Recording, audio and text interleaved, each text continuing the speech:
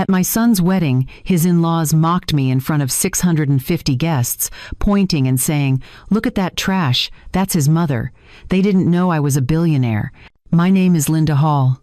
I'm 68 years old, and on what should have been the happiest night of my life, I learned exactly how cruel people can be when they think you're beneath them. Before I go any further, I want to ask you something. Where are you watching this from right now? What time is it where you are?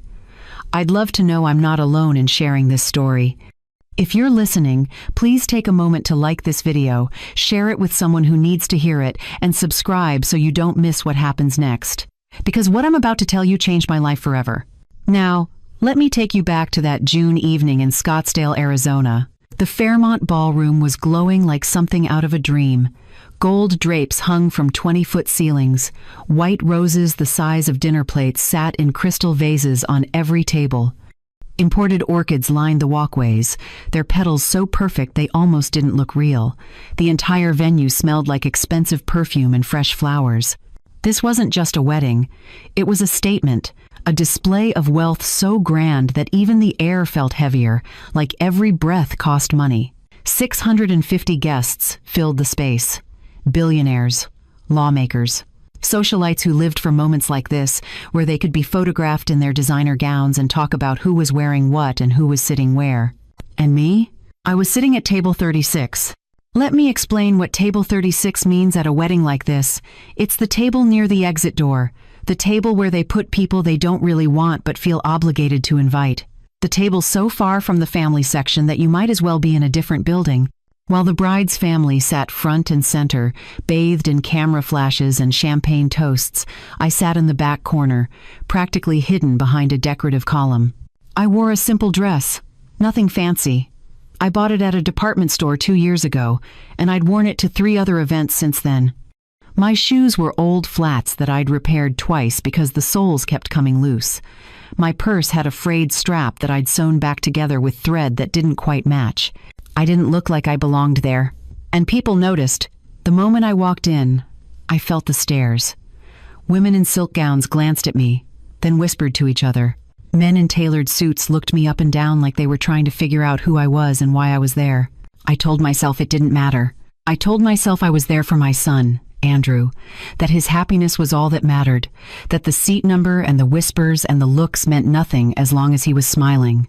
But it did matter, because as the night went on, the whispers got louder. 3 women at the table next to mine didn't even bother lowering their voices. "She looks like she took the bus here," one of them said, adjusting the diamond bracelet on her wrist. "That's his mom? Seriously?" Another added, sipping champagne like the words didn't cut through the air like glass. "No wonder she's sitting back there," the third one laughed. I kept my head down. I smoothed my dress. I focused on my breathing, trying to ignore the heat rising in my cheeks. This was my son's wedding. I wasn't going to cause a scene. I wasn't going to embarrass him. But then it got worse. Much worse. The bride's father, Charles Whitmore, stepped onto the stage with his wife, Diane. They were the kind of wealthy people who wore their money like armor. Diane's dress probably cost more than most people's cars. Charles's watch glinted under the ballroom lights, heavy and gold and impossible to miss. He took the microphone, his voice booming across the room. "Good evening, everyone. What a beautiful night to celebrate love." The crowd applauded. Glasses clinked. Everyone smiled. Charles's gaze swept across the ballroom, taking in the sea of glittering guests. He looked proud, satisfied, like a king surveying his kingdom. And then his eyes landed on me. His smile faltered. Just for a second. His lips curled into something that wasn't quite a smile anymore. It was more like disgust. He leaned toward his wife, Diane, still holding the microphone too close to his mouth. And that's when he said it. "Look at that trash, that's his mother." The microphone caught every word. Every single word echoed across the ballroom. For a moment, the room went silent. Then the laughter started. Quiet at first. A few chuckles from the people nearest to the stage. Then louder, more confident, like permission had been granted to mock the woman in the cheap dress sitting at table 36. Rebecca, the bride, my future daughter-in-law, let out a laugh, not a nervous one, not the kind that slips out before you can stop it. No, it was genuine. Like she'd been waiting for this moment. like humiliating me was part of the evening's entertainment. My son, Andrew, stood beside her in his tuxedo. He heard it. I know he did, because our eyes met across the ballroom. I waited for him to say something, to step forward, to tell Charles that wasn't acceptable, that I was his mother and I deserved respect. But he didn't. He just looked away. And in that moment, something inside me broke. Not quietly, not gently. It shattered. I had spent 68 years being polite, being quiet, being the woman who didn't make waves, who didn't demand attention, who stayed in the background so others could shine. But not tonight. Not anymore. I pushed my chair back. The legs scraped against the marble floor, loud enough that a few people turned to look. They probably thought I was leaving, that I was going to slink away in shame, disappear through the exit door behind me, and let them enjoy the rest of their perfect evening. They were wrong. I stood up. My hands were shaking, but my legs were steady, and I started walking, straight toward the stage. The ballroom fell silent as I moved through the crowd. Not the comfortable kind of silence. The kind where everyone stops mid-sentence, mid-laugh, mid-sip of champagne, because something unexpected is happening, and nobody knows what to do about it. 650 pairs of eyes followed me. I could feel their stares like heat on my skin. Some people looked confused. Others looked amused, like they were watching a comedy show and waiting for the punchline. A few looked embarrassed on my behalf, their faces turning red as they pretended to check their phones. But I kept walking, one foot in front of the other. Past the tables draped in silk, past the centerpieces that probably cost more than my monthly grocery bill, past the guests who had spent the entire evening acting like I didn't exist. My heart was pounding so hard I could hear it in my ears, but I didn't stop. As I walked, memories flooded my mind. I thought about the night my husband died. Andrew was only 5 years old. I remember sitting on the edge of his bed, trying to explain that Daddy wasn't coming home, that it was just the two of us now, that we would figure it out together. I thought about the years that followed, working double shifts at the accounting office so I could afford his school supplies, making his lunches every morning before the sun came up, sitting in the parking lot of his soccer games, cheering louder than any other parent because I wanted him to know he was loved. I thought about the birthdays I celebrated with homemade cakes because I couldn't afford bakery ones, the Christmases where I wrapped presents in newspaper because wrapping paper seemed wasteful, the nights I stayed up late sewing patches on his jeans so he could wear them one more month. I did everything for him. Everything. And tonight, when his new family mocked me in front of hundreds of people, he looked away. That thought pushed me forward. Charles Whitmore saw me approaching.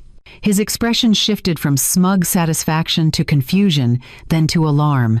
He stepped in front of the microphone, holding up one hand like a traffic cop.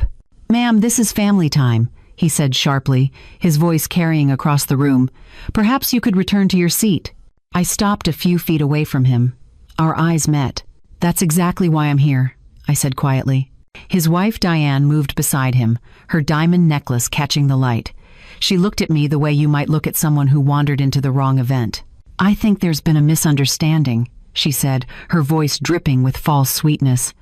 "This really isn't the time for—" "For what?" I interrupted. My voice was calm, steady. "For the truth?" A murmur swirled through the crowd. Rebecca, the bride, stepped forward in her massive white gown. She looked panicked now, like she was suddenly realizing this wasn't going the way she'd planned. "Linda, please," she said, her voice tight. "Let's talk about this later, privately." "No," I said simply. That one word seemed to echo in the silence. I stepped around Charles and walked to the microphone. He tried to block me again, but I was done being blocked, done being pushed aside. Done being the woman who accepted whatever scraps of respect people felt like giving me. I reached for the microphone. My fingers closed around it, and I turned to face the ballroom. 650 people stared back at me, some with curiosity, some with barely concealed mockery, some with genuine confusion about what this strange old woman in the cheap dress could possibly have to say. I took a breath, then I spoke. "If I'm trash," I began, my voice clear and strong, "why does my signature pay for this venue?" The room seemed to freeze. People blinked, heads tilted. Someone in the back whispered, "What did she just say?" I continued, looking directly at Charles and Diane. "Why does my signature pay for the catering? The flowers, the open bar you've all been enjoying, the 5-star honeymoon to Bali that's already been booked and paid for. Gasps erupted across the ballroom. Not just a few, dozens, hundreds. The sound washed over me like a wave. Charles's face drained of color. Diane's mouth opened, then closed, then opened again like a fish gasping for air. Rebecca stumbled backward, nearly tripping on the train of her gown. Someone caught her elbow to steady her. And Andrew, my son, stood frozen at the altar. His eyes were wide, his jaw had dropped. He looked like someone had just told him the sky was falling. "That's right," I said, my voice steady, despite the adrenaline coursing through my veins. "Every single bill you submitted for this wedding was paid by Meridian Ridge Holdings." I paused, letting the name sink in. "A company I own. Completely." The ballroom erupted into chaos. People turned to their neighbors, whispering frantically. Some pulled out their phones, probably trying to search for information. Others simply sat in stunned silence, trying to process what they'd just heard. The poor old woman at table 36, the one they'd been mocking all evening, had just claimed she paid for the entire wedding. And judging by the expressions on the Whitmores' faces, every word I'd said was true. The whispers grew louder. People were no longer trying to be discreet. "Did she just say she owns a company? Meridian Ridge? I've heard that name before. Wait, she paid for all of this?" I stood at the microphone, watching the confusion spread across the ballroom like wildfire. For years, I had been invisible, a quiet presence in the background, someone people looked past without a second thought. Not anymore. Charles found his voice first. He stepped forward, his face red, his jaw clenched. "This is absurd," he said, loud enough for everyone to hear. "You expect us to believe that you, of all people, funded this wedding." I met his gaze without flinching. "I don't expect you to believe anything," I said calmly. "I'm simply stating facts." Diane moved beside her husband, her hands fluttering nervously. The confident woman who had looked down on me all evening suddenly seemed smaller. "Linda, I think you're confused," she said, her voice strained. "The wedding expenses were handled through our financial advisors. There must be some mistake." "There's no mistake," I replied. I turned to address the crowd again. Every invoice submitted for this wedding was paid by Meridian Ridge Holdings. The Fairmont Ballroom rental, $487,000, paid in full 3 months ago. Another wave of gasps. The catering for 650 guests, premium menu, open bar, specialty cocktails, $72,000, paid. People were pulling out their phones now, searching frantically. The flowers you see everywhere. Imported orchids, white roses, custom arrangements, $38,000, paid. Rebecca's face had gone pale. She grabbed her father's arm, her voice barely above a whisper. "Dad, is this true?" Charles ignored her. He was staring at me, his mind clearly racing, trying to figure out how this was possible. I continued. "The photographer and videographer, the string quartet during the ceremony, the jazz band for the reception, the custom invitations with gold leaf detailing, the designer wedding cake with edible flowers." I paused. "The 5-star honeymoon suite in Bali, 2 weeks, first-class flights, private tours, all expenses included." I looked directly at Rebecca. $83,000. Already booked. Already paid. She stumbled backward again, her hand over her mouth. Andrew finally moved. He walked toward me slowly, like he was afraid I might disappear if he moved too fast. "Mom," he said, his voice cracking, "is this real?" I looked at my son. The boy I had raised alone. The young man I had sacrificed everything for. The person whose happiness had always mattered more to me than my own. "Yes," I said simply. "It's real." "But how?" he asked. "I don't understand. You never said anything. You never mentioned." "I know," I said. The ballroom had gone completely quiet now. Everyone was listening, watching, waiting for the explanation that would make sense of what they were hearing. A woman in a silver gown near the front spoke up, her voice uncertain. "But why wouldn't you tell anyone? Why hide it?" "Because," I said, turning back to the microphone, "I didn't want recognition. I didn't want credit. I didn't want anyone treating me differently because of money." I glanced at the Whitmores. I wanted to be judged on who I am, not what I have. The irony wasn't lost on anyone. Charles cleared his throat, trying to regain control of the situation. Even if what you're saying is true, he said, his tone defensive, why would you pay anonymously? That doesn't make any sense. It makes perfect sense, I replied. Andrew asked me for help. He told me that your family wanted a wedding that matched your social status, but that you weren't willing to contribute unless certain conditions were met. Diane's face flushed. He came to me, I continued, and asked if there was any way I could help. So I did, through my company. But why not just tell us? Rebecca asked, her voice shaking. Why keep it a secret? I looked at her carefully. Because I didn't want your family thinking I expected anything in return. I didn't want you feeling obligated to me. I wanted you to marry my son because you loved him, not because his mother had money. The weight of those words settled over the room. Andrew was crying now, tears streaming down his face. Mom, I had no idea, he said. I thought the Whitmores were covering most of it. I thought your contribution was just... He trailed off, realizing how little he had actually asked. How easily he had accepted the narrative without questioning where the money was really coming from. A man in a tuxedo near the bar called out, "How do we know you're telling the truth?" Anyone can claim they own a company. Fair question, I said. I reached into my old purse, the one with the frayed strap, and pulled out a folded piece of paper. I had carried it with me tonight, not knowing if I would need it, but some part of me had been prepared. I unfolded it slowly. This is a copy of the wire transfer confirmation for the venue payment. Authorized by Meridian Ridge Holdings. Signed by L. Hall. I held it up. The LLC is registered in my name. I am the sole owner and authorized signatory. Every payment made for this wedding went through accounts I control. Charles grabbed the paper from my hand, his eyes scanning it frantically. His face went from red to white in seconds. This can't be, he muttered. But it was. Diane was shaking her head, her carefully styled hair beginning to come loose. We received confirmation emails, she said weakly. We thought the LLC was part of our financial network. We never thought to check. Why would you? I said gently. You assumed someone like me couldn't possibly have that kind of money. You judged me based on my clothes, my shoes, my seat number. The truth hung in the air, undeniable. Rebecca spoke again, her voice barely audible. Linda, I don't understand. If you have all this money, why do you dress like...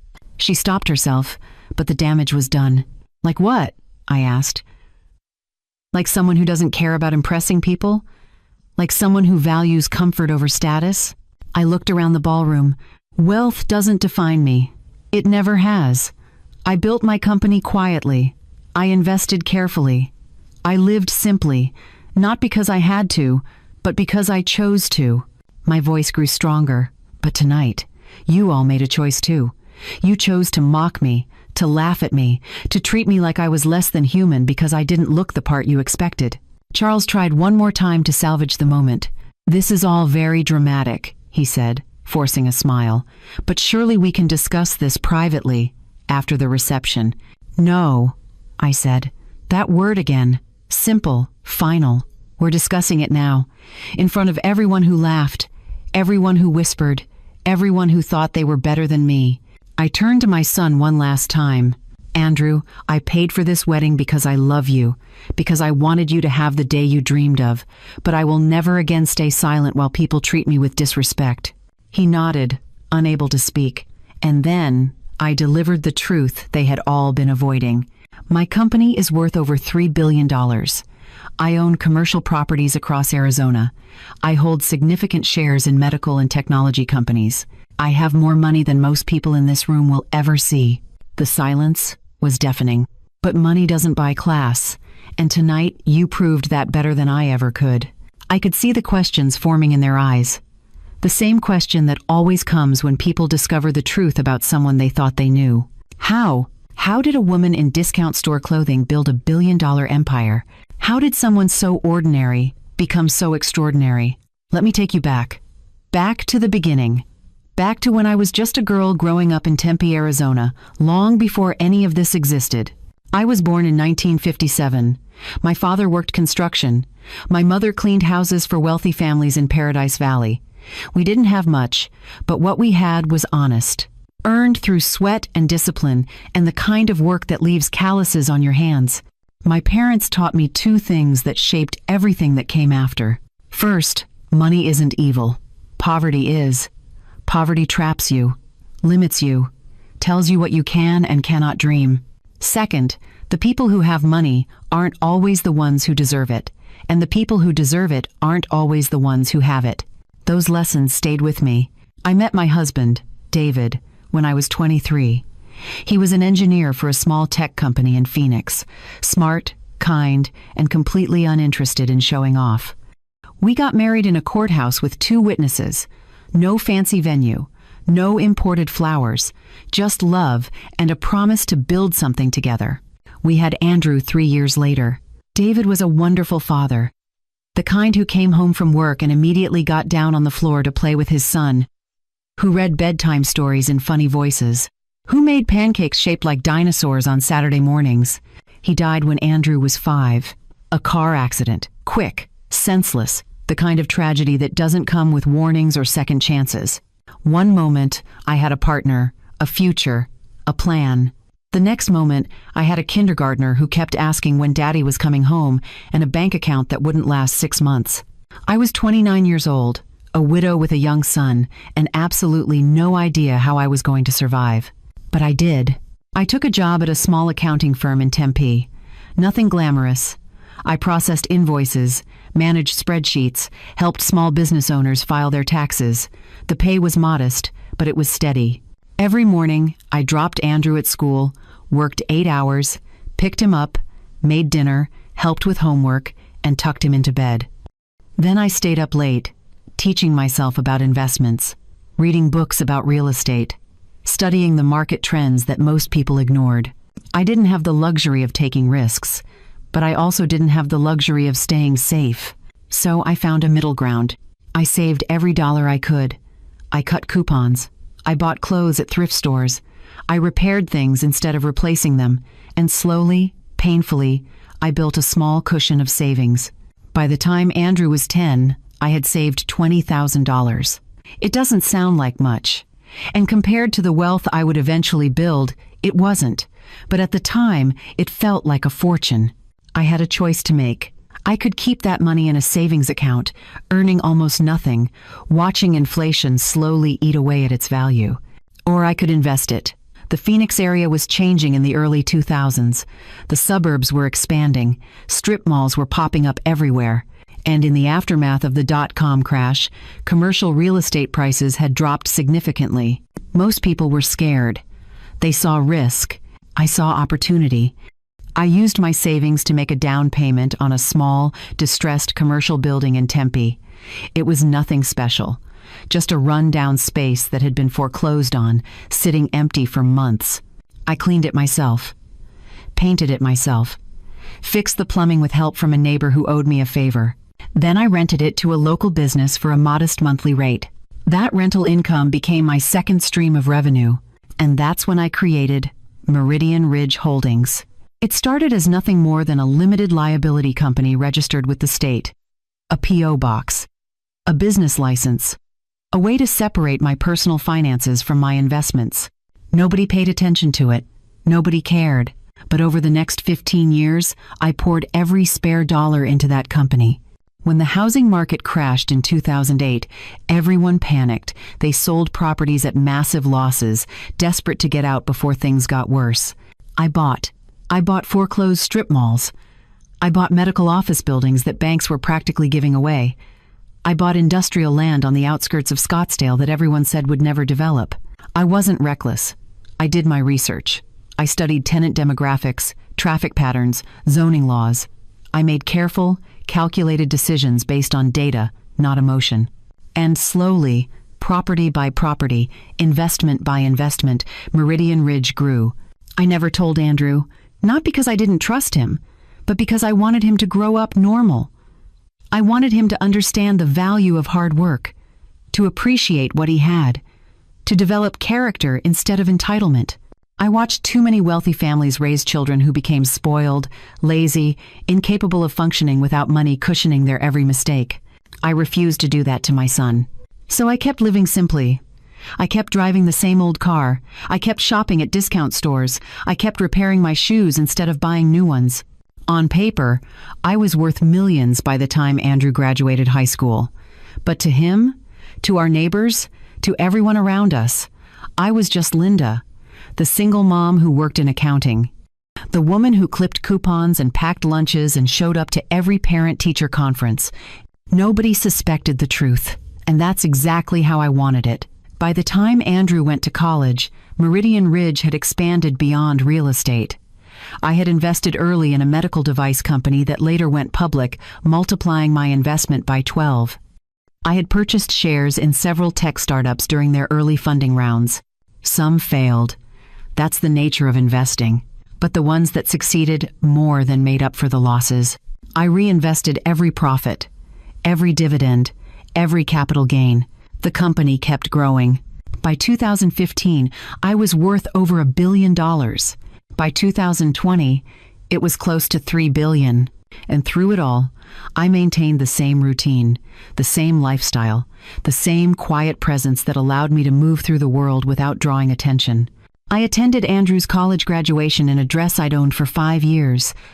I helped him move into his first apartment, carrying boxes up 3 flights of stairs in my worn-out sneakers. I met Rebecca for the first time at a casual dinner where I ordered the cheapest item on the menu because that's what I'd always done. None of them knew. None of them suspected. And when Andrew came to me 6 months ago, nervous and embarrassed, asking if there was any way I could help contribute to his wedding, I said yes without hesitation. Not because I wanted recognition, not because I wanted gratitude, but because I loved my son, and I wanted him to have the wedding he dreamed of. So I arranged for Meridian Ridge to handle all the payments, quietly, anonymously, through the company's registered agent, shielding my personal identity from every invoice, every contract, every vendor. The Whitmores received confirmation emails showing payment from an LLC. They assumed it was part of their own financial network. They never bothered to check the ownership. Why would they?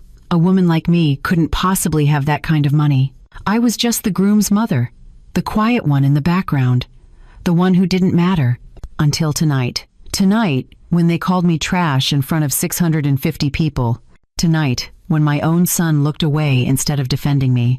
Tonight, when I realized that silence wasn't strength, it was surrender, and I was done surrendering. Standing at that microphone, looking out at the shocked faces of people who had judged me based on appearances, I felt something shift inside me. For decades, I had believed that humility meant making myself small, that kindness meant accepting disrespect, that love meant sacrificing my dignity. I was wrong. True strength isn't quiet endurance. It's knowing your worth and refusing to accept anything less.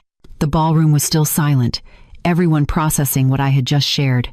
But I could see the skepticism in some faces, the questions, the need for proof beyond my words. So I gave them the details, the kind of details that only someone who actually built an empire would know. Meridian Ridge Holdings started with one distressed property in Tempe. I said, my voice steady, a 1,200 square foot commercial space that I bought for $42,000 in 2003. I put down $8,000. The rest was financed. A few people shifted in their seats, leaning forward slightly. I cleaned that building myself, scrubbed floors, painted walls, fixed broken tiles. Then I rented it to a small insurance office for $900 a month. I paused, letting them do the math. After mortgage payments, property taxes, and basic maintenance, I cleared about $200 monthly. Not much, but it was a start. Andrew was listening intently now, hearing for the first time how everything began. Over the next 2 years, I saved every penny from that rental income. I lived on my accounting salary and put the property revenue back into the company. By 2005, I had enough for a down payment on a second property. I looked around the room. This one was bigger. A small strip mall in Mesa that had been foreclosed during a local business downturn. 4 units, empty, neglected. Everyone said I was making a mistake. Someone near the back called out, "How much did you pay?" $98,000, I replied. Market value should have been closer to $200,000, but the bank wanted it gone. They accepted my offer within a week. I could see people pulling out their phones again, probably searching property records, trying to verify my story. They would find it. Every word was true. I filled those units within 6 months, I continued. A nail salon, a small accounting firm, a martial arts studio, a pet grooming business. Nothing fancy, just local businesses that needed affordable space. My voice grew stronger as I spoke. By 2007, Meridian Ridge owned 5 commercial properties. The rental income was enough that I could quit my job at the accounting firm and manage the company full-time. Diane spoke up, her voice uncertain. "But that's still a long way from billions," she said. "You're right," I agreed. That's when everything changed. I took a breath, remembering the fear and excitement of those years. In 2008, the financial crisis hit. The housing market collapsed. Commercial real estate prices dropped by 40, sometimes 50%. People were terrified. Banks were failing. Retirement accounts were disappearing. The room was completely focused on me now. I saw something different. I saw properties being sold at a fraction of their actual value. I saw panic creating opportunity. Charles frowned, clearly uncomfortable with where this was going. "I borrowed against my existing properties," I said. "I took calculated risks, and I bought medical office buildings in Scottsdale, industrial warehouses in Chandler, small shopping centers in Gilbert." I counted on my fingers as I spoke. Between 2008 and 2012, Meridian Ridge acquired 23 properties. Most people thought I was insane. They said the market would never recover. I smiled slightly. They were wrong. By 2015, every single property I'd purchased had doubled in value, some tripled. A man in a dark suit near the front spoke up. "What about the medical device company you mentioned?" "Good memory," I said. "In 2010, a friend from my old accounting firm told me about a startup developing minimally invasive surgical tools. They were looking for early investors." I paused. I invested $50,000 for a 5% stake in the company. Most people told me it was too risky, that medical devices take years to develop and even longer to get approved. Andrew's eyes widened.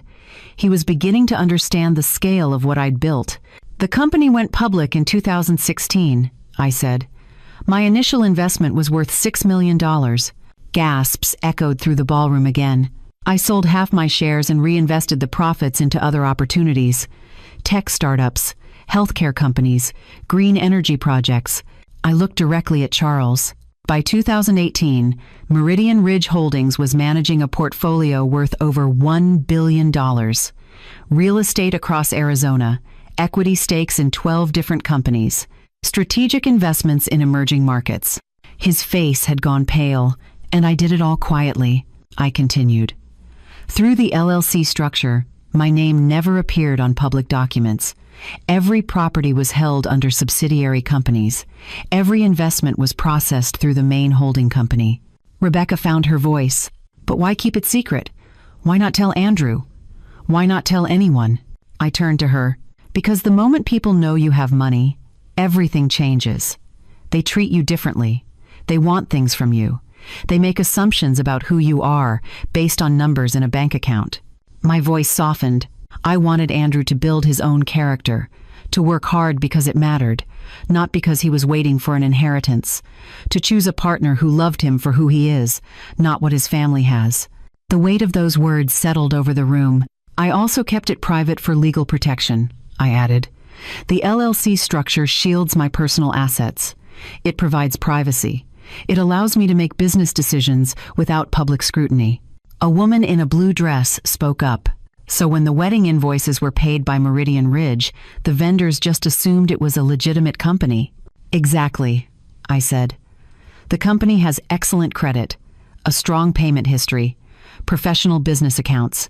When invoices were submitted, they were paid promptly and in full through standard wire transfers." I glanced at the Whitmores. "Your financial advisors saw the confirmation emails. They saw payments coming from an established LLC. They never questioned it because they had no reason to. In their world, families like yours use holding companies all the time for privacy and tax purposes." Charles finally found his voice again. "So you're saying you let us believe we were handling the finances?" "I let you believe whatever you wanted to believe," I replied calmly. "I never claimed credit. I never demanded recognition. I simply paid the bills when Andrew asked for help. The truth was undeniable now. By last year, Meridian Ridge was worth over $3 billion, I said. $900 million in commercial real estate, $1.2 billion in stock holdings across various sectors, $700 million in liquid assets and cash reserves, the rest in smaller investments and emerging opportunities. I looked around the ballroom one more time. And the woman you called trash? The one you laughed at? The one sitting at table 36 like she didn't matter? I paused. She built it all. Every dollar, every property, every investment. My voice grew quiet but firm. And she did it without anyone's help, without anyone's approval, without anyone even knowing. The silence that followed was absolute. They finally understood. The poor old woman they had mocked was one of the wealthiest people in the room. And she had been standing right there the entire time. Someone in the crowd finally asked the question that was on everyone's mind. If you have all that money, why did you agree to pay for the wedding in the first place? It was a fair question, one that deserved an honest answer. I looked at Andrew, still standing near the altar, his face wet with tears. Because 6 months ago my son came to me with a problem, I said. Andrew closed his eyes, clearly remembering that conversation. It was a Tuesday evening in December, I continued. He showed up at my house, unexpected. I made him dinner, the way I always did.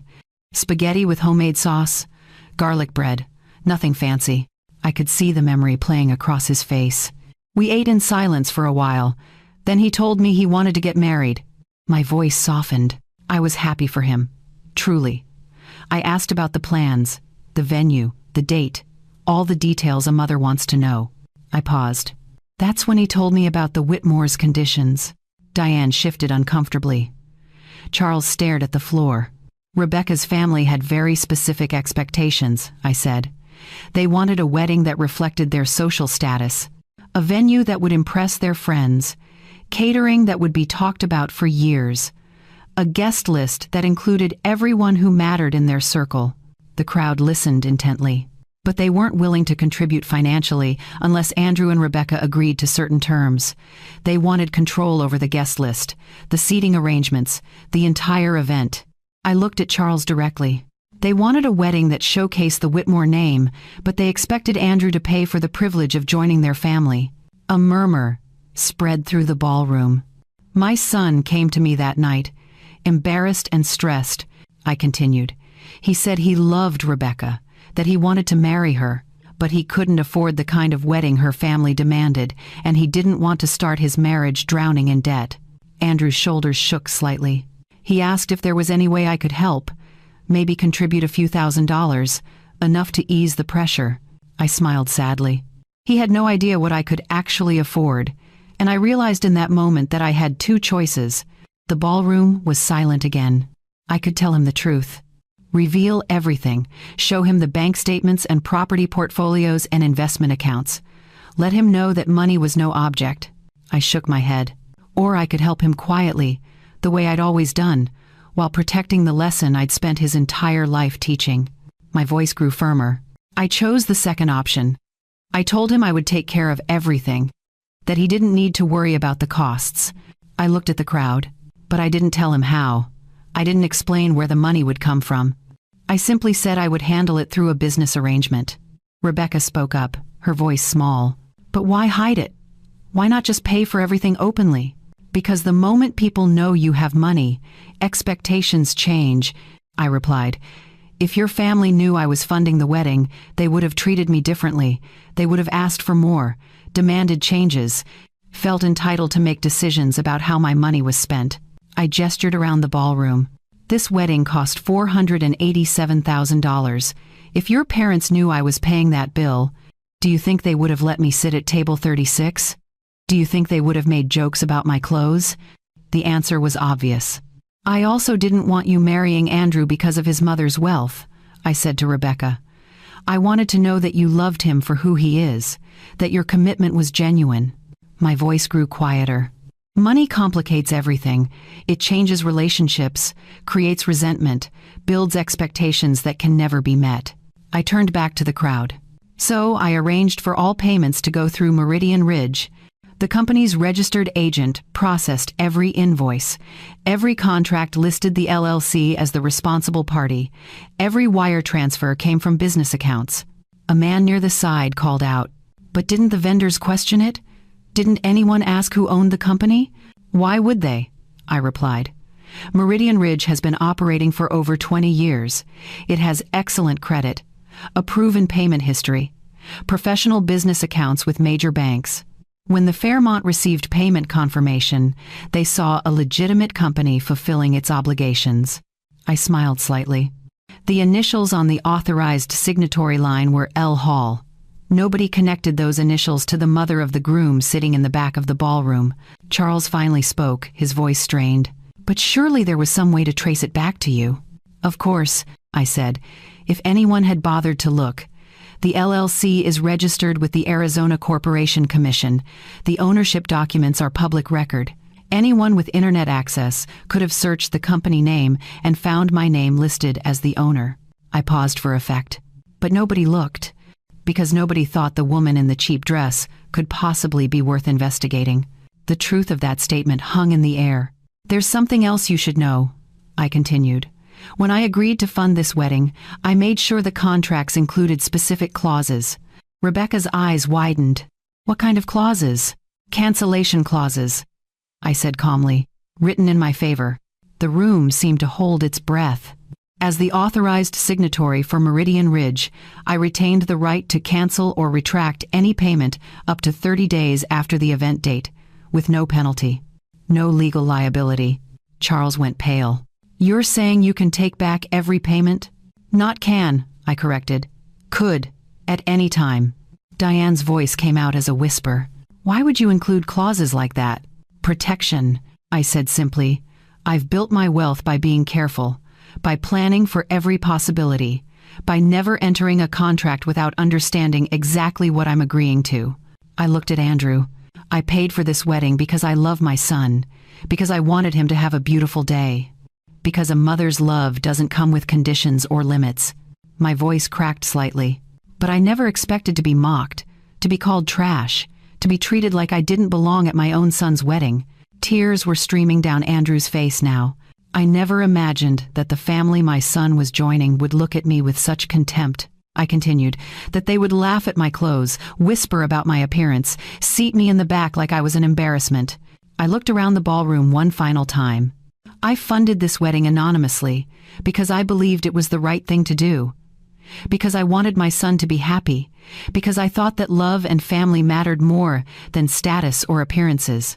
My voice grew steady and strong. I was wrong. The two words echoed in the silence. "Love and family do matter," I said, "but so does respect, so does dignity, so does basic human decency." I paused. "And tonight, I learned that some people only value those things when they think you're worthy of them." The memories came flooding back as I stood at that microphone, looking at the faces of people who had treated me like I was invisible. Let me tell you what the months leading up to this wedding were really like. It started with the engagement announcement. Andrew called me, excited and nervous, telling me he'd proposed to Rebecca at a fancy restaurant overlooking Camelback Mountain. I was thrilled for him. I asked all the questions a mother should ask. "Are you happy? Does she make you laugh? Do you love her?" Yes to all of them. 2 weeks later, I was invited to the Whitmore estate for an engagement dinner. I drove there in my old car, the one with the dented bumper and the air conditioning that only worked on the highest setting. I parked between a Mercedes and a Tesla, feeling suddenly self-conscious about the rust spots near my rear wheel. The Whitmore house was enormous, 3 stories of stone and glass overlooking perfectly manicured lawns, a fountain in the circular driveway, security cameras at every corner. I rang the doorbell carrying a homemade apple pie, the only thing I could think to bring. Diane answered the door. She looked at the pie like I'd handed her a science experiment. "Oh, how? Homemade," she said, taking it with 2 fingers. "The caterers already prepared dessert, but I'm sure the staff will find somewhere to put this." That was my first clue. During dinner, I was seated at the far end of the table, so far from the conversation that I had to lean forward to hear what anyone was saying. Charles dominated the discussion, talking about his golf club, his business deals, the private jet he'd just upgraded. Nobody asked me a single question. Not where I worked, not where I lived, not even how I'd raised Andrew by myself. I was simply there, a necessary guest because I happened to be the groom's mother. After dinner, Rebecca pulled out wedding magazines and started talking about venues. Her mother suggested the Fairmont, calling it elegant and exclusive. Andrew looked nervous. "Mom, would that be okay?" he asked, glancing at me. "Whatever makes you both happy," I said. Rebecca smiled, but it didn't reach her eyes. "Perfect," she said. "We'll book it." Nobody asked what I could afford. Nobody discussed splitting costs. Nobody even acknowledged that weddings require money and planning and compromise. They simply made decisions and moved forward, assuming everything would work itself out. Over the next few months, I was invited to exactly 3 wedding planning meetings. The first was at a bridal boutique in Scottsdale. Rebecca tried on dresses while her mother and 2 sisters sat on a velvet couch, sipping champagne and offering opinions. I sat in a chair near the door, watching. When Rebecca finally found the dress, a stunning gown with layers of silk and intricate beading, she turned to show everyone. Her mother cried. Her sisters applauded. I smiled and said, "You look beautiful." Rebecca glanced at me briefly, nodded, then turned back to the mirror. That was it. The second meeting was for cake tasting. We sat at a long table at an upscale bakery, trying different flavors: vanilla with raspberry filling, chocolate with salted caramel, lemon with buttercream frosting. Diane and Rebecca discussed each option in detail, debating which would photograph best, which their guests would prefer. I ate my samples quietly, occasionally nodding when someone asked my opinion. At the end, Rebecca chose a 5-tier cake with edible gold leaf and fresh flowers. $4,000, the baker announced. Rebecca didn't even flinch. She just signed the contract and handed it to her mother to process. I wondered who they thought was paying for all of this. The third meeting was for seating arrangements. We gathered at the Whitmore house, spreading out a large diagram of the ballroom on their dining room table. Rebecca and Diane had color-coded cards for each guest, organizing them by importance and relationship. I watched as they placed family members at tables near the stage, close friends at surrounding tables, business associates and acquaintances filling in the middle sections. Then Rebecca picked up a card with my name on it. She hesitated, looking at her mother. Diane glanced at the chart, then at me, then back at the chart. "Table 36 should work," she said casually, "near the back. That way she'll have easy access to the exit if she needs to leave early." My stomach tightened. "I wasn't planning to leave early," I said quietly. "Of course not," Diane replied, not looking at me. "It's just practical. You know, in case you get tired." I was 68, not 90, but I didn't argue. Rebecca placed my card on table 36 without another word. That's when I started to understand how they really saw me. Not as family. Not as Andrew's mother. As an obligation. An inconvenience. Someone who had to be included but didn't really matter. Andrew noticed some of it, I think. But every time I saw concern flash across his face, Rebecca would touch his arm, smile, redirect his attention, and he would let her. I watched my son, the boy I had raised to be kind and thoughtful, slowly transform into someone who cared more about fitting into the Whitmore world than standing up for his own mother. One evening, about a month before the wedding, I mentioned to Andrew that I felt a bit sidelined in the planning process. "I know, Mom," he said, looking uncomfortable. "Rebecca's family is just very particular. They have certain expectations." "And what about your expectations?" I asked gently. He looked away. "I just want everyone to get along. I don't want to cause problems." That's when I realized he had chosen his side, and it wasn't mine. The night of the wedding, when I arrived at the Fairmont in my simple dress and old shoes, I told myself it didn't matter, that I was there to celebrate my son's happiness, that my feelings were less important than keeping the peace. But then the whispers started. The looks. The comments about my outfit, my purse, the fact that I'd taken a regular car instead of a luxury vehicle. I tried to ignore it. I smiled at people who wouldn't smile back. I made polite conversation with guests who responded with one-word answers before turning away. I sat at table 36, alone, watching the celebration happening without me. And then Charles took the microphone. I thought he was going to make a speech about love, about family, about the joy of bringing 2 people together. Instead, he looked at me and said those words. Look at that trash. That's his mother. In that moment, something inside me broke. Not quietly, not gently. It shattered completely. Because I realized that all these months, all these meetings, all these moments where I'd been pushed aside and ignored and treated like I didn't matter, they had been building to this. They had never respected me. They had tolerated me. And now, surrounded by their friends and their status and their wealth, they felt comfortable showing their true feelings. They thought I was powerless. They thought I had no choice but to accept whatever treatment they gave me. They thought wrong. Standing at that microphone, with 650 people staring at me, I made a decision. I would never again allow anyone to treat me this way. I would never again make myself small so others could feel big. I would never again stay silent while people mocked everything I'd worked for, everything I'd sacrificed, everything I'd built.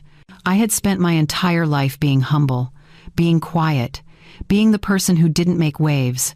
But humility without self-respect isn't virtue. It's surrender, and I was done surrendering. The ballroom was still silent, every eye fixed on me. They were waiting, wondering what would happen next. I looked at Charles and Diane, their faces pale under the elegant lighting. "I told you that I funded this wedding through Meridian Ridge Holdings," I said, my voice calm and clear. "I told you that every contract was signed by me as the authorized signatory." They nodded slowly, unsure where this was going. "What I didn't tell you," I continued, "is what happens next." Rebecca grabbed her father's arm, her knuckles white. I took a breath. As of this moment, I am exercising my right under the cancellation clauses to retract all payments made by Meridian Ridge Holdings for this event. The gasps were immediate and loud. "What?" Charles sputtered. "You can't do that." "Actually, I can," I said. And I just did. Diane stepped forward, her voice rising. "That's not legal. You can't just cancel payments after the event has already happened." "I can when the contracts specifically allow it," I replied. Every vendor agreement included a 30-day cancellation window with full retraction rights. My lawyers made sure of that. I pulled another document from my purse. This is a copy of the venue contract. Section 12, paragraph 4. The authorized signatory retains the right to cancel and retract payment within 30 days of the event date for any reason, with no penalty to the signing party. I held it up so everyone could see. The same clause exists in the catering contract, the florist agreement, the photographer's terms, and every other service contract associated with this wedding. Charles snatched the paper from my hand, his eyes scanning frantically. His face went from red to white in seconds. "This can't be enforceable," he said, his voice shaking. "It's perfectly enforceable," I said. My lawyers reviewed every contract before I signed. The vendors agreed to these terms because Meridian Ridge has an excellent reputation, and they trusted the payment would be honored. I paused. It would have been, if I hadn't been treated like garbage in front of hundreds of people. The crowd erupted into whispers. People were pulling out phones, probably trying to look up whether such contracts were legal, whether I could actually do what I was claiming. Diane's voice came out as a desperate plea.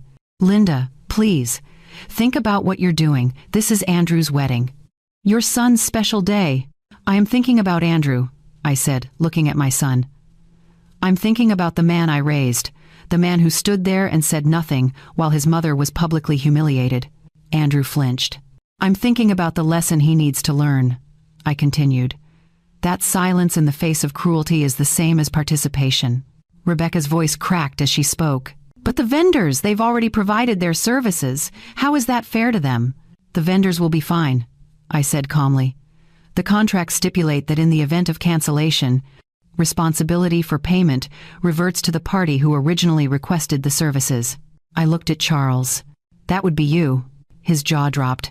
"The venue bill, $487,000, due immediately upon cancellation of the original payment."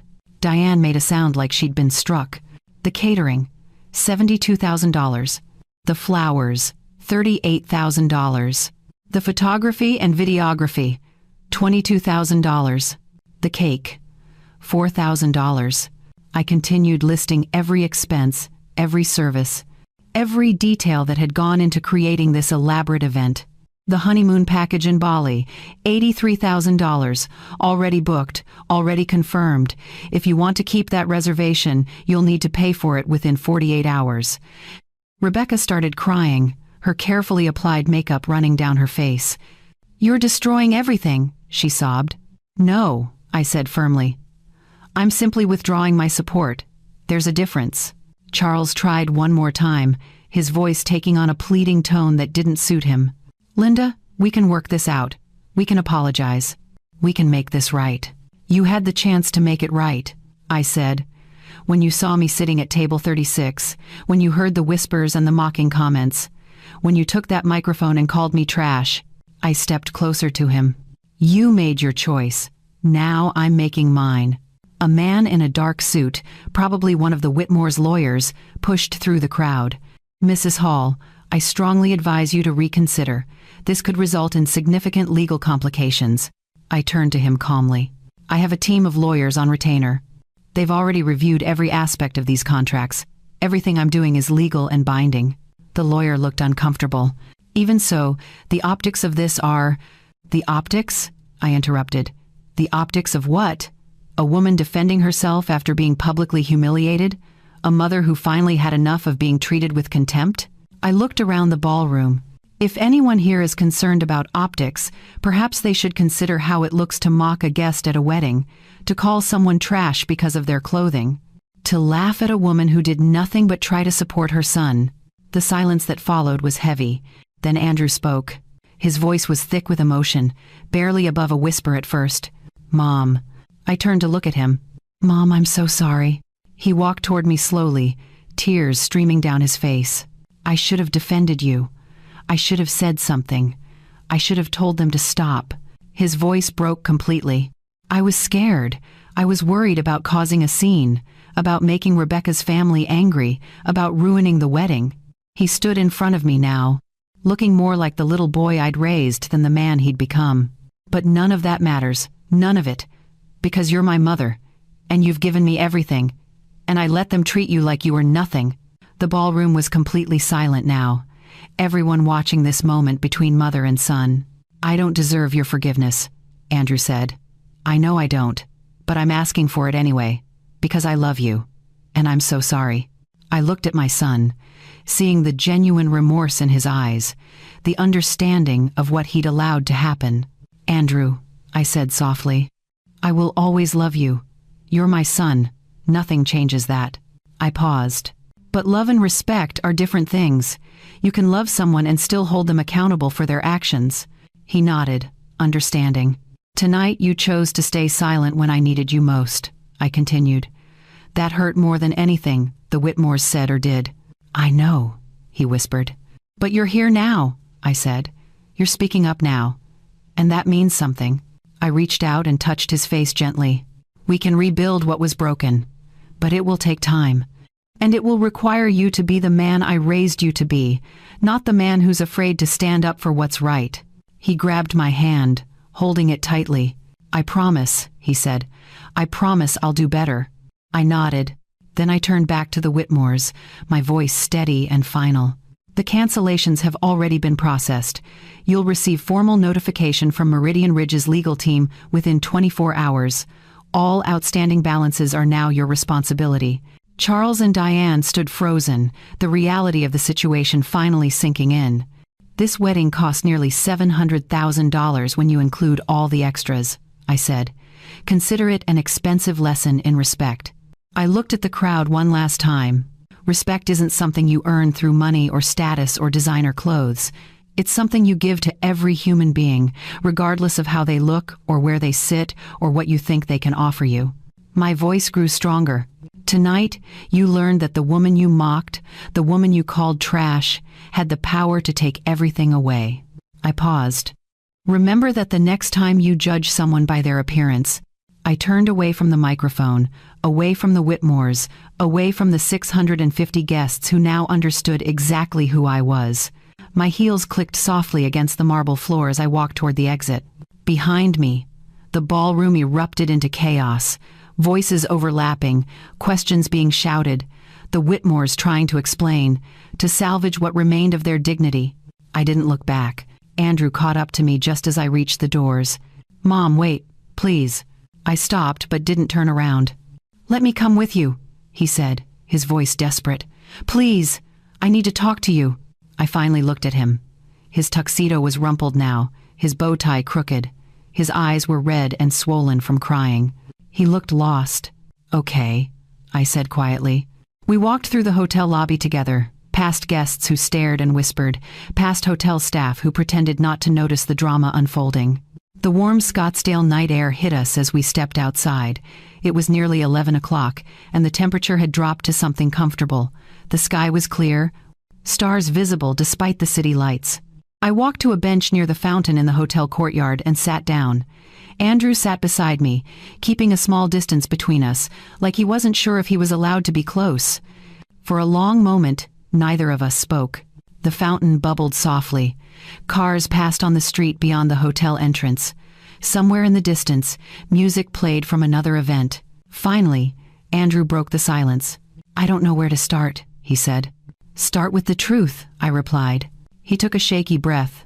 "I knew they were treating you badly. I saw it at the engagement dinner, at the dress fitting, at every planning meeting." He rubbed his face with both hands. "I told myself it wasn't that bad, that you didn't mind, that you understood they were just particular about things." "Andrew," I said gently. "I know," he interrupted. "I know. I was making excuses. I was lying to myself because it was easier than confronting them, easier than risking my relationship with Rebecca." He looked at me, fresh tears forming. "I was a coward. There's no other word for it. When it mattered most, when you needed me to stand up for you, I chose them over you." The pain in his voice was real. "Why?" I asked, not accusingly, just honestly. He thought for a moment. "Because I wanted to belong," he said finally. "The Whitmores represent everything I thought I wanted. Success, status, connections. A world where everything is easy and doors open just because of your name." He shook his head. "I got so caught up in that world that I forgot where I came from. I forgot the woman who raised me, who sacrificed everything so I could have opportunities she never had." I listened without interrupting. "Tonight?" When Charles said those words, when everyone laughed, I felt sick, Andrew continued, but I was paralyzed. I kept thinking, if I defend her, they'll be angry. If I cause a scene, Rebecca will be upset. If I speak up, I'll ruin everything." His voice cracked. "And then you stood up, and you walked to that microphone, and you showed more courage in 5 minutes than I've shown in my entire life." He turned to face me fully. "I'm ashamed, Mom, not because of what you revealed about your money, but because of what I revealed about my character." The honesty in his words touched something deep inside me. "Andrew," I said, "do you know why I never told you about the money? You said you wanted me to grow up humble." "That's part of it," I agreed. "But there's more." I looked up at the stars. "I wanted you to understand that worth isn't measured in dollars, that the value of a person has nothing to do with their bank account or their possessions or the car they drive." I turned to him. "I've been invisible my entire life. At your father's company events, people would look right through me. At parent-teacher conferences, other mothers would talk around me like I wasn't there. In stores, salespeople would help everyone else first, assuming I couldn't afford anything worth their time." Andrew's face showed recognition. He'd probably seen it happen without really noticing. "Being invisible taught me something important," I continued. "It taught me that dignity doesn't come from how others see you. It comes from how you see yourself." I placed my hand over my heart. "I know who I am. I know what I've built. I know what I've accomplished." And that knowledge sustained me through years of being overlooked and underestimated. My voice grew softer. "But tonight, when they called me trash, when they laughed, when my own son looked away, something shifted. I realized that self-respect isn't enough. Sometimes you have to demand respect from others, not because you need their approval, but because silence enables cruelty." Andrew nodded slowly. "I enabled it," he said, "by staying quiet, by making excuses, by choosing comfort over courage." "Yes," I agreed. "You did." The word hung between us, honest and painful. "Can you forgive me?" he asked. I considered the question carefully. "Forgiveness isn't something I can just give you like a gift," I said. It's something you have to earn. Through your actions, through changed behavior, through becoming the man I always believed you could be. He wiped his eyes. How do I do that? By making different choices, I said. By standing up for what's right, even when it's uncomfortable. By remembering where you came from. By treating people with kindness regardless of what they can do for you. I looked at him seriously. And by understanding that marrying into wealth doesn't make you wealthy, character makes you wealthy, integrity makes you wealthy. The way you treat people when you have power over them, that's what defines who you really are. Andrew was quiet for a long time, processing my words. What about Rebecca? He finally asked. What do I do about her? That's your decision, I said. But ask yourself this. Did she ever defend you to her parents? Did she ever question how they treated me? Did she ever suggest that maybe I deserved better? He thought about it. No, he admitted. She went along with everything they said. Then you have your answer, I said gently. You can love someone and still recognize that they're not right for you. He nodded, understanding dawning in his eyes. We sat in silence for another few minutes, watching the fountain, listening to the night sounds of Scottsdale. Finally, Andrew spoke again. Can we go home? Can we just leave all of this behind? I stood up, smoothing my simple dress. Yes, I said. We can. He stood beside me, and together we walked to my car, the old one with the dented bumper, the one I'd driven for years because it ran well and served its purpose. I unlocked the doors and we got in. The drive back to my house was quiet, not the uncomfortable silence of earlier, not the tense quiet of people avoiding difficult topics. It was the silence of understanding, of beginning to heal, of a mother and son finding their way back to each other. When I pulled into my driveway, Andrew turned to me. Thank you, he said. For what? For teaching me the most important lesson of my life, even if I had to learn it the hard way. I squeezed his hand. The best lessons usually come the hard way, I said. But what matters is that you learned it. We sat there for a moment longer, neither of us quite ready to let go. Mom? Andrew said quietly. Yes? I'm proud of you. For standing up tonight. For not backing down.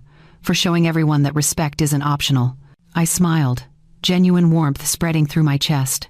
I'm proud of you too, I said. For being here now, for facing the truth, for wanting to do better. And in that moment, sitting in my old car under the stars, I knew we would be okay. It would take time. There would be difficult conversations ahead, but we would rebuild what had been broken. Together. The story didn't end that night outside the Fairmont. In fact, that's when everything truly began. By Sunday morning, less than 12 hours after I walked out of that ballroom, my phone started ringing. Text messages poured in. Emails flooded my inbox. People I hadn't heard from in years suddenly remembered I existed. Some were genuinely kind. Former neighbors checking in, asking if I was okay. A few old colleagues from the accounting firm congratulating me on standing up for myself. But most of the messages were different. Curious, invasive, people who wanted to know if the rumors were true, if I was really a billionaire, if I'd actually canceled all the payments for Andrew's wedding. I ignored most of them, but the news spread anyway. By Monday, the entire Scottsdale social scene was talking about it. The story had taken on a life of its own, growing with each retelling. Did you hear about the Whitmore wedding? The groom's mother is secretly a billionaire. She paid for everything and then took it all back. Charles Whitmore is furious. Diane hasn't been seen in public since. I learned all of this from Andrew, who was getting his own flood of messages. Friends asking questions. Acquaintances suddenly interested in his family background. People who had ignored him at the wedding, now wanting to meet for coffee. He came to my house 3 days after the wedding, looking exhausted but determined. Mom, I need to tell you something, he said as we sat at my kitchen table. The same table where we'd eaten countless meals together, where I'd helped him with homework, where he'd told me about his dreams and fears. Rebecca and I are done, he said quietly. I wasn't surprised, but I let him continue. After you left that night, she spent the rest of the evening crying and blaming you for ruining everything. She said you were vindictive, that you destroyed her perfect day out of spite. He shook his head. I told her you had every right to do what you did, that her family's behavior was inexcusable, that I should have defended you from the beginning. How did she respond? She said I was choosing you over her, that I'd never really fit into her world anyway, that she should have known better than to marry someone from my background. The words didn't hurt me. They confirmed what I'd already known. She showed you who she really is, I said gently. I know, Andrew replied, and I'm grateful. Better to learn it now than 5 years into a marriage. He reached across the table and took my hand. I'm staying here for a while, if that's okay. I need time to figure out what comes next. You're always welcome here, I said. This is your home. Over the next few days, more news filtered through. The Fairmont confirmed that yes, Meridian Ridge Holdings had indeed funded the wedding, and yes, the payments had been retracted according to the contractual terms. The catering company released a statement saying they'd been paid in full initially by an LLC and were now pursuing payment from the Whitmore family as stipulated in their backup payment agreements. The florist, the photographer, the cake designer, all of them confirmed the same story. Linda Hall, through her company Meridian Ridge Holdings, had paid for everything, and then she'd taken it all back. Legally, properly, exactly according to the contracts. Charles Whitmore tried to fight it. He hired lawyers who sent threatening letters to my attorneys. They claimed the cancellation clauses were unconscionable, that I'd acted in bad faith, that the whole thing was a scheme. My legal team responded with copies of every signed contract, every email confirmation, every piece of documentation showing that the Whitmores had agreed to every single term. The case was dismissed before it even made it to court. Then the bills started arriving at the Whitmore estate. $487,000 for the venue, $72,000 for catering, $38,000 for flowers, $22,000 for photography and videography, $4,000 for the cake. Smaller amounts for the invitations, the programs, the party favors, the valet service, and $83,000 for the Bali honeymoon that would never happen. Total, just over $700,000. Due immediately. I heard through mutual acquaintances that Charles and Diane were scrambling, liquidating investments, borrowing from their retirement accounts, calling in favors from business partners. They could afford it, technically. They had the resources, but it hurt. Financially and publicly, because everyone knew. Everyone talked.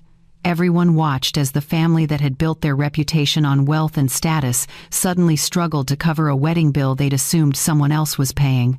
The humiliation was complete. Meanwhile, I went back to my quiet life. I drove my old car. I shopped at the same stores. I wore the same simple clothes. Nothing about my daily routine changed, except for one thing. I no longer felt invisible.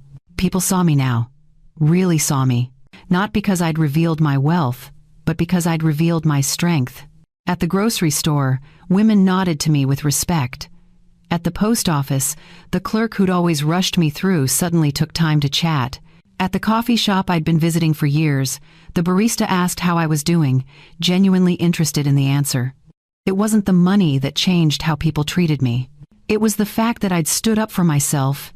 One afternoon, about 2 weeks after the wedding, I was sitting in my living room when someone knocked on the door. I opened it to find a woman I recognized from the wedding. She'd been sitting near the front, one of the Whitmores' close friends. "Mrs. Hall?" she said nervously. "I'm sorry to bother you. My name is Jennifer." "I remember you," I said. "May I speak with you for a moment?" I considered it, then stepped aside to let her in. We sat in my modest living room, surrounded by furniture I'd owned for decades, family photos on the walls, nothing that screamed wealth or status. Jennifer looked around, seeming surprised by the simplicity. "I came to apologize," she said. "I was at the wedding. I heard what Charles said. I saw people laughing." She looked down at her hands. "I didn't laugh, but I didn't say anything either. I just sat there and I'm ashamed of that." I studied her face, seeing genuine remorse. "Why are you telling me this?" I asked. "Because I've been thinking about it every day since," she said. "About how easily we judge people. About how quickly we dismiss someone based on their appearance, or where they're sitting, or what they're wearing." She met my eyes. "You taught me something important that night. You taught me that dignity isn't about money. It's about knowing your worth and refusing to accept less than you deserve." I nodded slowly. "I also wanted you to know," she continued, "that not everyone thought what happened was funny. Some of us were horrified. Some of us have been avoiding the Whitmores since that night because we don't want to be associated with that kind of cruelty. Thank you for telling me, I said. She stood to leave, then paused. Can I ask you something? Of course. How did you build all that wealth while staying so humble? I smiled. Humility isn't about making yourself small, I said. It's about understanding that your worth doesn't come from external things. It comes from who you are when no one important is watching. She nodded, understanding. After she left, I thought about her question. How did I stay humble? The answer was simple. I remembered where I came from. I remembered the nights I cried after my husband died, terrified I wouldn't be able to provide for Andrew. I remembered the years of sacrifice, the careful budgeting, the choices between what I wanted and what I needed.